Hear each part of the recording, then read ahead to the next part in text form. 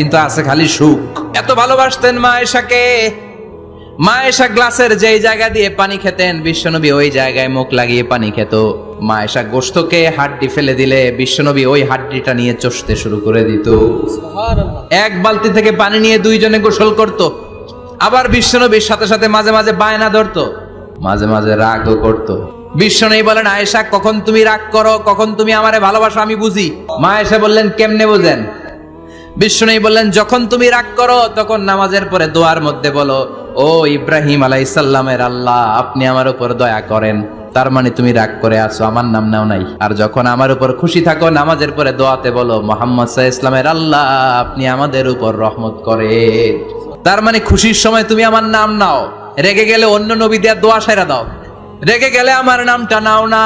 মা আয়েশা বলে, নবী গো, আমি তো শুধু নামটাই মুখ দিয়ে নেই না, কিন্তু কলিজা থেকে তো আপনারে বাদ দিতে পারি না।